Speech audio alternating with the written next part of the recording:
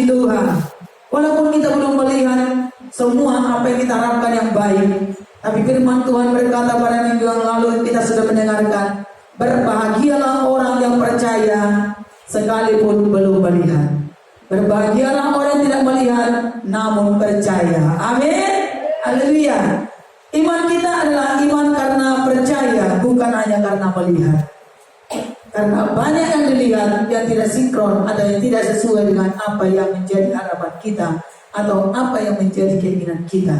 Tetapi kalau kita melihat kepada firman Tuhan, sekalipun belum melihat secara alam nyata atau secara lahiriah apa yang kita harapkan sesuai firman Tuhan itu, tapi kalau kita tetap percaya kepada firman Tuhan berkata berbahagia. Amin. Maka tanggalkanlah saudara bagi kasih segala beban masalah kita. Pasti ada pergumulan, ada masalah, ada hal-hal yang masih kita dalam penantian, masih kita berjuang. Tetapi saudara Tuhan kasih, Tuhan Yesus pasti memperhatikan semua perjuangan Bapak dan Ibu.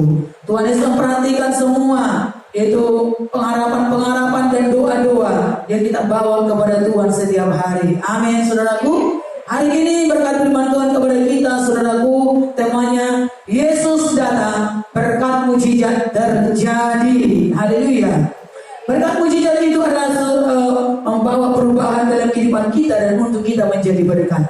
Mari kita perhatikan, saudara Tuhan kasih, kita baca sama-sama bahwa firman Tuhan berkata bahwa Tuhan Yesus waktu dia bangkit, saudara Tuhan kasih, dia berkali-kali menampakkan diri kepada murid-muridnya. Namun mari kita baca dulu Yohanes pasal 21 ayat 1 sampai ayat 13. Sama-sama kita membaca supaya kita makin mengerti dan juga itu bukan firman Tuhan. Sering kita dengarkan firman Tuhan ini, tetapi biarlah kita semakin bertambah dalam dibawa kepada pengertian yang benar.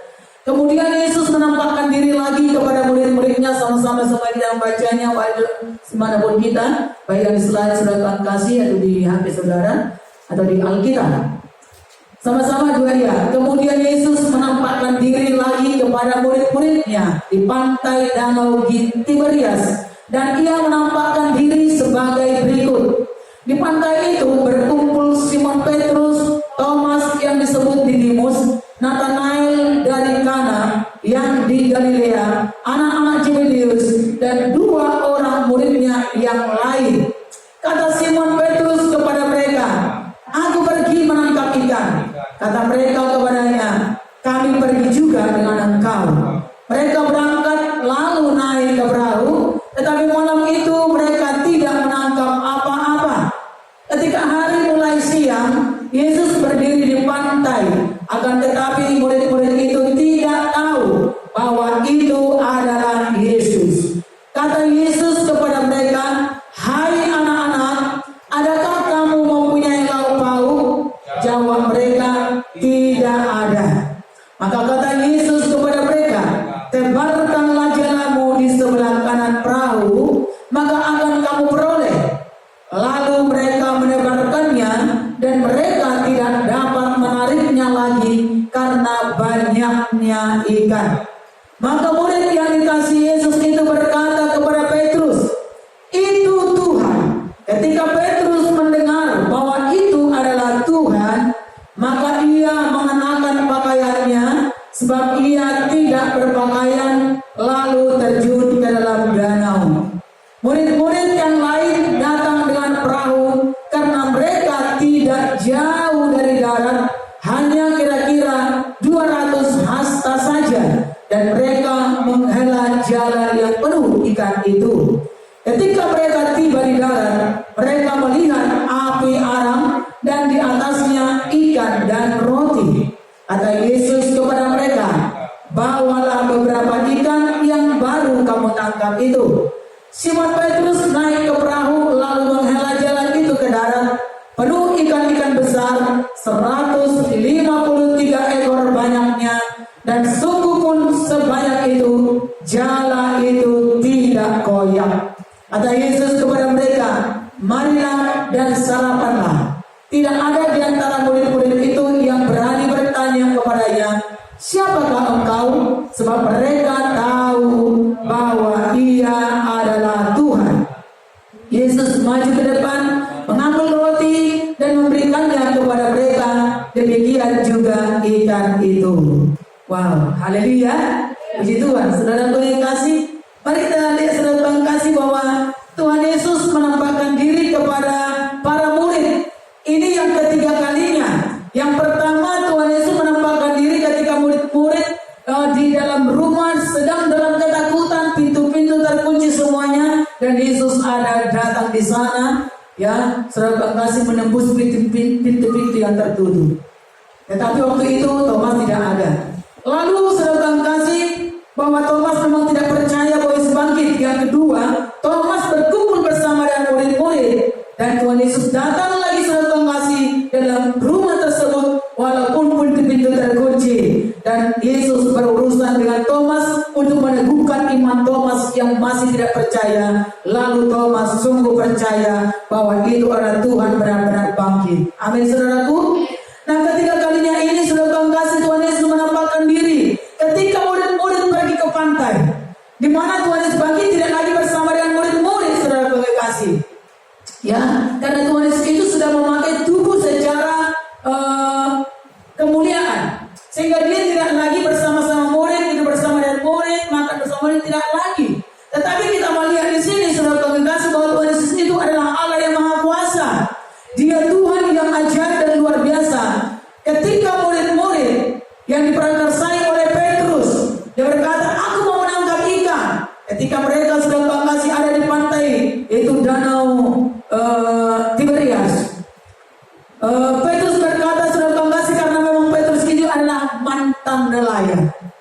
Nanti dia tahu, sudah kasih, masih ingat dia bagaimana menangkap ikan pakai jala dengan perahu, sudah kasih.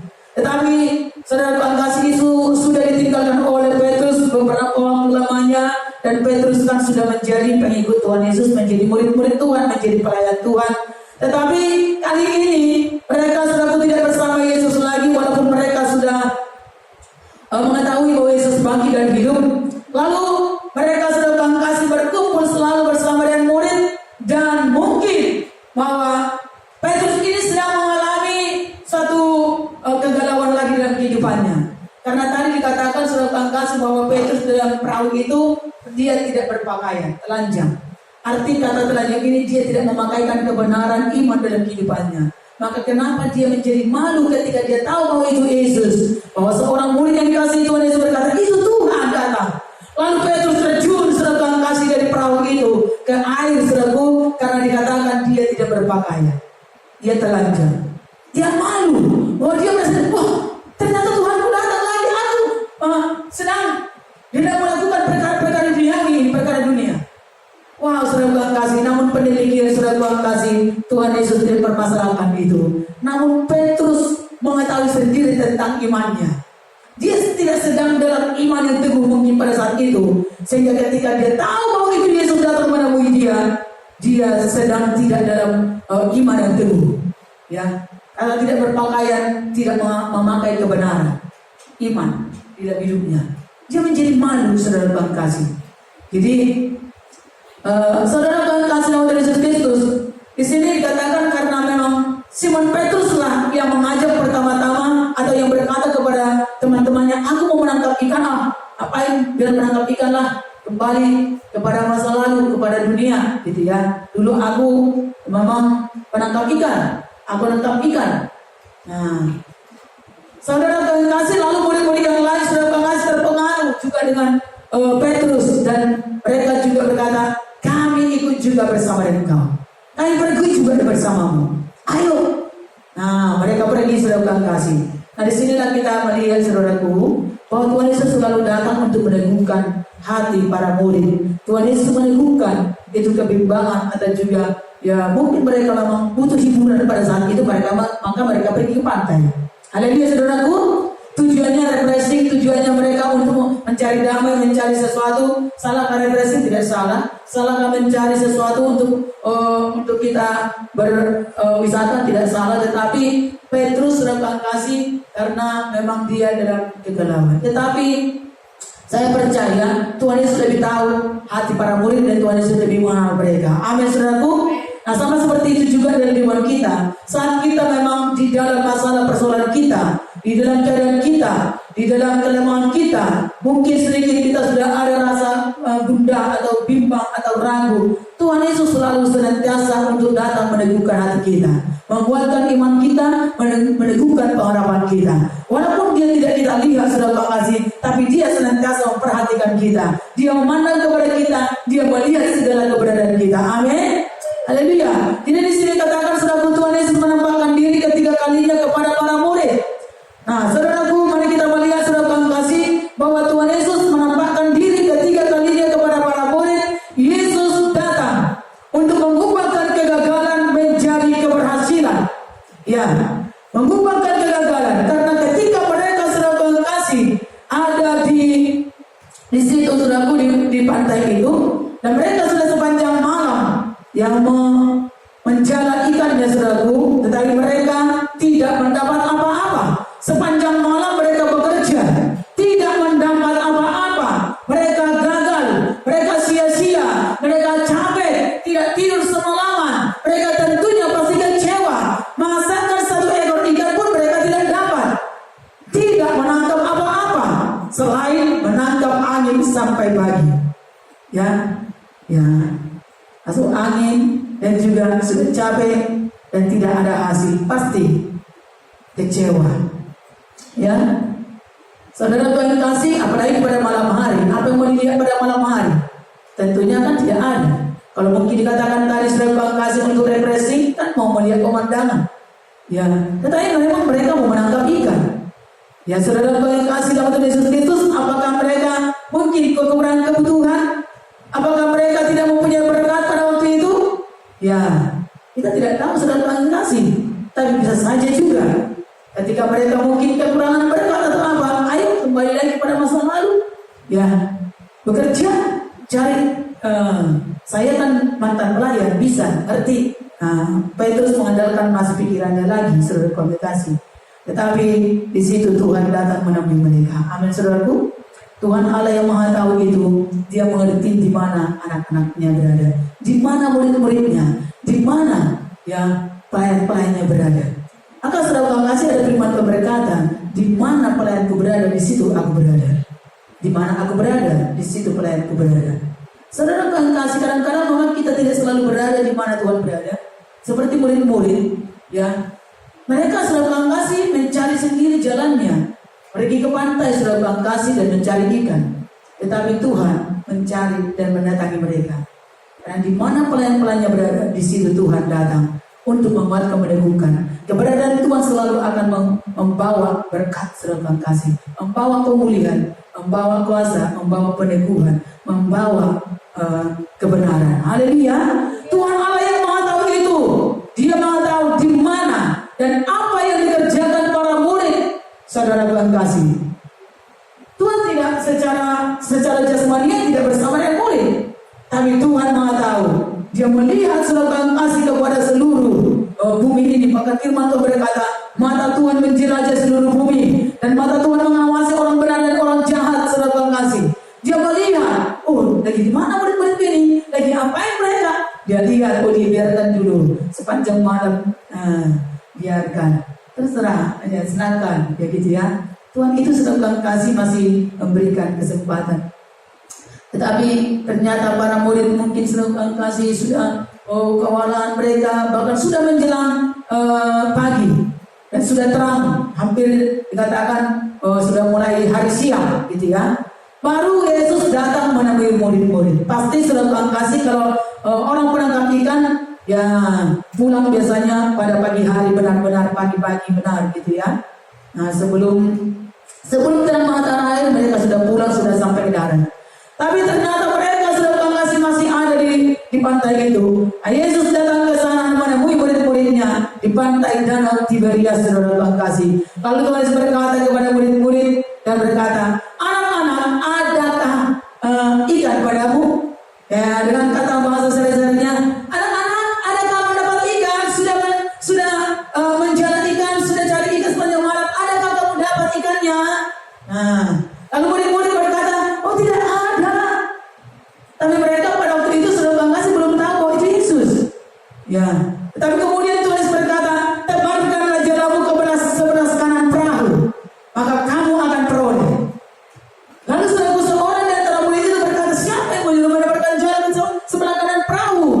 dia menjamin kami peroleh. Kalau bukan Tuhan, tidak mungkin. Lalu saudaraku, ya orang murid yang dikasih Tuhan Yesus itu berarti itu namanya, itu pasti Yohanes, ya kan? Karena memang di sini tidak disebutkan namanya, tetapi katakan murid yang dikasih Tuhan. Dia pasti lebih peka, lebih mengenal Tuhan, yang kami lebih dekat dengan Tuhan. Lalu berkata, oh itu Tuhan. Nah, saudara Tuhan kasih Tuhan Yesus Kristus. Lalu mereka sudah kasih para murid. Ya, ketika murid yang dikasih Tuhan Yesus berkata itu Tuhan, ya saudara Tuhan kasih Petrus terjun ke air. Ya, saudara Tuhan kasih ya. Tapi di situ mereka menebarkan perahu. Tetapi setelah mereka angkat saudara Tuhan kasih ikan dan dapat ikan benar-benar saudara Tuhan kasih. Melalui ketaatan mereka kepada perintah Tuhan, karena mereka tahu itu Tuhan. Lalu mereka taat kepada perintah Tuhan. Haleluya. Karena saudara Tuhan kasih, ya mereka tidak lagi pakai akal pikiran. Ya, mereka tidak pakai lagi logika mereka. Karena kalau itu Tuhan, sekalipun hari sudah siang, nah, mereka sudah bahas, mereka tebarkan jalan ke jalan ke sebelah kanan. Tuhan tahu ke sebelah mana, di mana ada berkat. Dan Tuhan melakukan, menyediakan itu saudara kekasih. Amin saudaraku. Tetapi bagian kita atau bagian para murid adalah taat. Nah inilah perlunya kita saudara kasih mengenal Tuhan kita. Siapa Tuhan kita? Ketika kita kenal Tuhan kita saudaraku, sekalipun tidak masuk logika, tidak masuk pikiran, bahkan berbeda, bertolak belakang dengan kenyataan. Bahwa kenyataannya bahwa bahwa nelayan pastinya menangkap ikan pada malam hari. Kalau sudah hari siang, tidak mungkin lagi ada ikan di sana. Ya, tidak mungkin lagi ikan akan masuk ke dalam jalan. Ya. Tetapi saudaraku, karena itu Tuhan yang berkata, tebarkan jalamu ke sebelah kanan perahu. Dan mereka tahu tadi itu Tuhan, maka mereka taat kepada perintah Tuhan. Haleluya. Apa yang terjadi saudara Tuhan kasih? Maka dalam ketaatan mendapatkan berkat. Ya. Taat mendatangkan berkat. Tadi dikatakan berapa ikan mereka dapatkan saudaraku? 153 ekor. Wow, saudara Tuhan kekasih. Nah, mereka mendapatkan ikan 153 ekor. Hal yang tidak mungkin sebenarnya saudara Tuhan kasih untuk menjala ikan pada menjelang siang hari. Sudah terang hari. Itu ya. Nah, tetapi kalau itu Tuhan yang berbicara, pasti Tuhan yang menyediakannya. Pasti Tuhan yang melakukan mujizatnya. Karena Tuhan kita adalah Tuhan alam semesta. Amin. Dia berkuasa. Jikalau saudara Tuhan memerintahkan, maka itu akan terjadi. Kalau Tuhan memerintahkan ikan datang dari laut dalam, ayo datang di pinggir. Nanti kita melihat saudara bahwa di mana mereka kan sudah menuju kepada daratan. Berarti kan sudah tempat yang dangkal. Ya. Nah, tetapi di sana juga Tuhan yang bekerja. Nah, luar biasa saudara Tuhan kasih. Jadi mereka benar-benar memperoleh ikan dan mereka mendapatkan 153 ekor ikan besar-besar. Nah, luar biasa saudara Tuhan kasih. Haleluya. Puji Tuhan. Siapakah Tuhan kita? Tuhan yang dahsyat. Amin. Tuhan yang luar biasa, memerintah atas alam semesta. Jikalau dia suruh pun bintang keluar dengan namanya, pasti keluar. Tidak ada yang tidak mau keluar, semua pasti taat.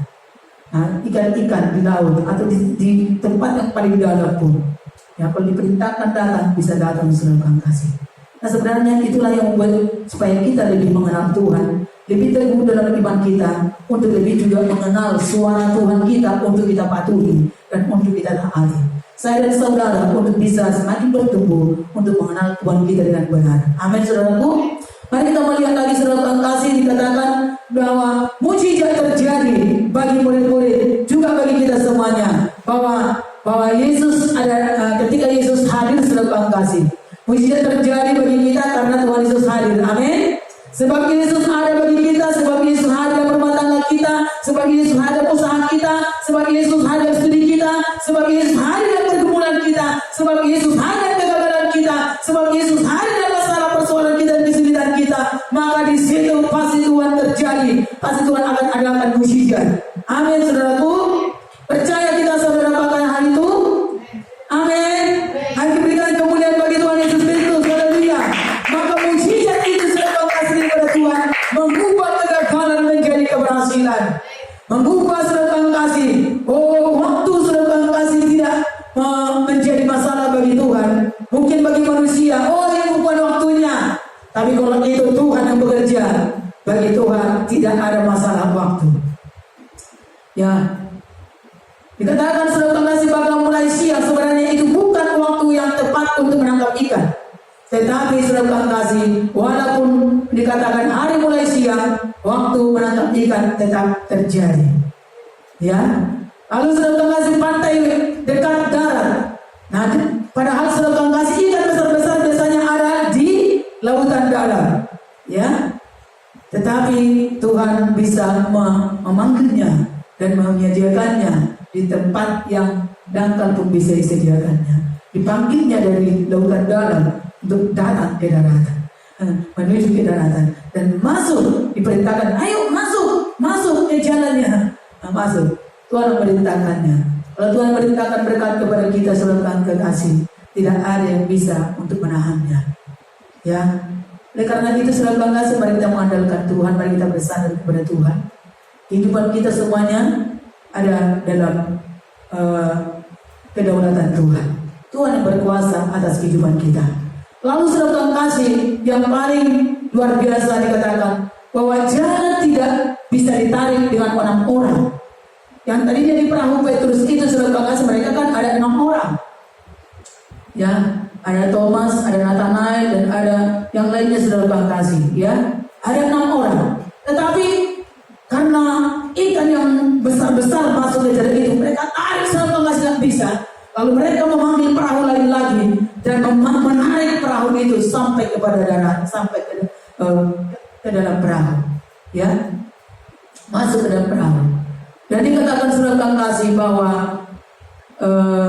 jalan tidak koyak, jalan itu tidak rusak. Apa maksudnya ini saudara kasih? Kalau Tuhan memberikan berkat besar sekalipun di dalam kehidupan kita, di dalam keluarga kehidupan kita, dalam keluarga kita, dalam usaha kita, sekalipun itu berkat besar, kalau itu berkat daripada Tuhan, Tuhan perintahkan datang, dan karena kita patut dan taat kepada Tuhan, saudara kasih, itu tidak merusakkan, itu tidak mengoyakkan kehidupan kita. Artinya itu tidak membawa masalah, itu tidak membawa problem. Karena itu saudara kasih, firman Tuhan itu berkata bahwa orang dunia yang sungguh-sungguh bekerja pasti